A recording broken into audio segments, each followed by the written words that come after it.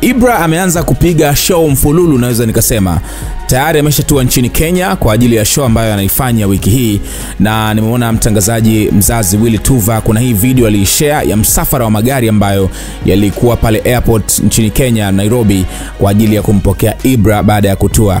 So tayari ameshafika nchini Kenya kwa ajili ya show ambayo anakwenda kuifanya wiki hii huko Nairobi, Kenya. Imekuwa ni wakati ambao sasa hivi naona ameshaanza kupata ama kufanya hizi movements akiwa na timu yake ambayo anaita Oya Gang, baada tu ya kuondoka Konde Music Worldwide. Show moja ambayo ameifanya hivi karibuni ni ya tour ya Billnass, chuo kwa chuo kule Dodoma, ameua sana.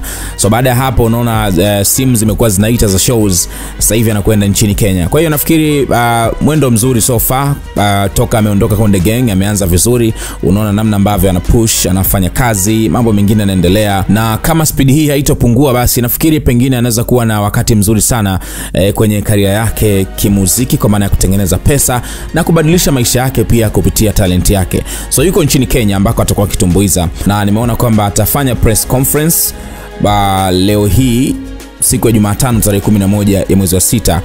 Mzazi Willy Tuva ukipita kwenye page yake pia amekuwa anaweka hizi updates. Nafikiri pia ni miongoni mwa watu ambao wamefanikisha ama wanasimamia mchongo mzima wa Ibra kupelekwa nchini Kenya, na maybe ni sehemu ya promoters wa hiyo show. So ndio hivyo, niambie kwenye sehemu ya comments hapo na mtazamo gani, lakini pia nikukumbushe kusubscribe hapa SnS kwa taarifa nyingine kila wakati.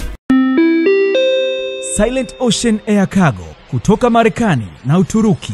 Sasa mizigo yako inakufikia kwa uharaka, usalama na unafuu. Siku zote tunajali muda wako. Wasiliana nasi kwa namba 0746 813 813.